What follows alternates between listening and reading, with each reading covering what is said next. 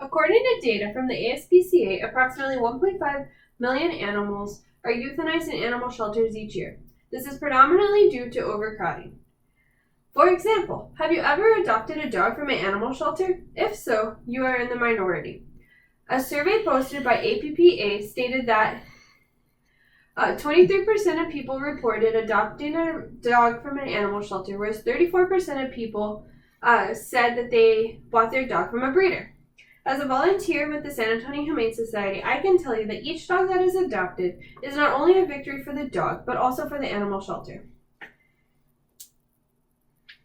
I even adopted my dog Sterling from the animal shelter a few years back. He was on the euthanasia list, and ever since I brought him home, he has brought endless joy and happiness to me and my family. My proposition for you is the next time that you're looking to get a new furry friend, that you go to an animal shelter and adopt one versus buying one from a breeder. First, I'd like to share some of the predominant issues affecting animal shelters today. According to the Daytona Beach News Journal, roughly 6.5 million animals enter animal shelters each year.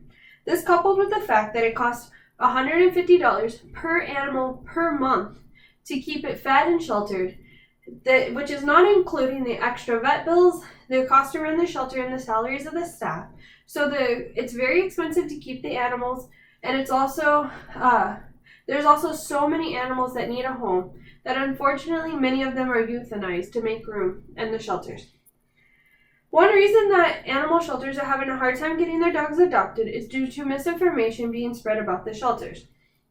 Many people believe that the animals at the animal shelters are very dangerous and that the animal shelter itself is dirty and not well maintained. As a volunteer at the animal shelter, I can tell you that this is in fact not true. The animals at the shelter are very loving and they just want to find a new home.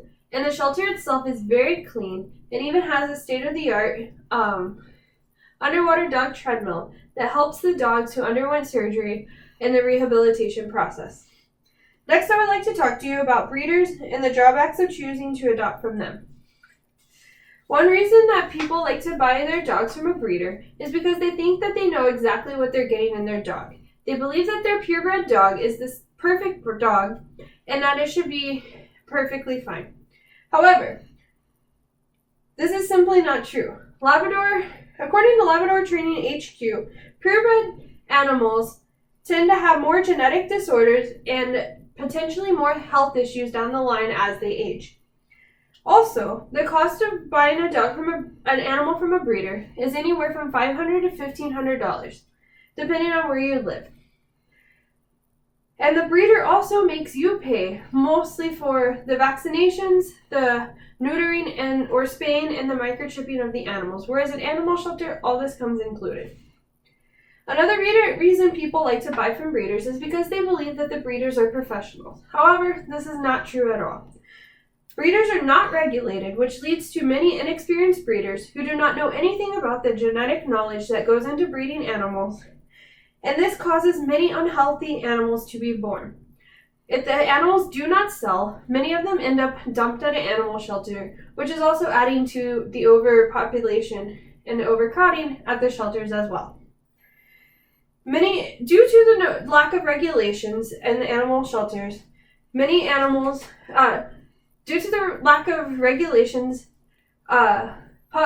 mills have now become a thing. Puppy mills are pretty predominant, and they raise their animals solely for money, and they breed them constantly solely for money, and they're kept in small and cramped and dirty cages. And when you buy a dog from them, most of them come sick and sick with diseases like parvo and potentially end up dying. If you do end up with one of these sick dogs, unfortunately you have to pay even more money to take care of the dog and hopefully try to save it, when ultimately, most of the time, it's not an option.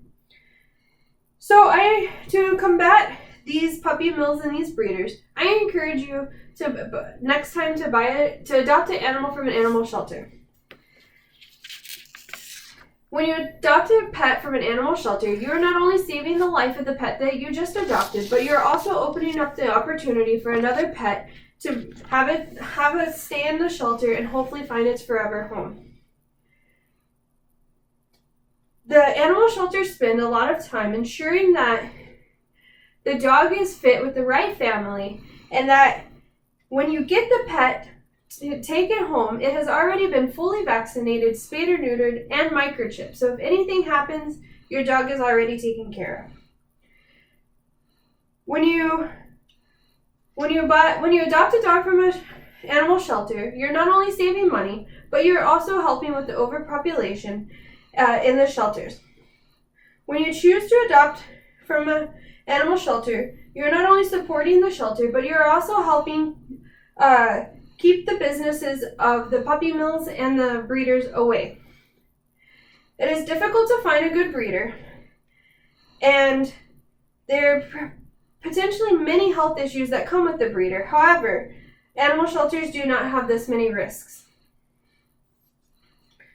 When you adopt a pet from an animal shelter, you're taking a stand against these practices.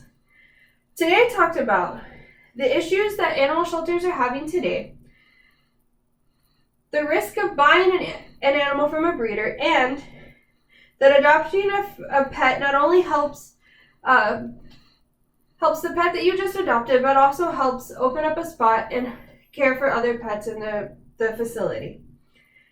Next time you're looking for a pet, consider adopting one from an animal shelter instead of buying one from a breeder. This is not only saving the lives of animals in the shelters, but is also combating the unethical practices of puppy mills and breeders.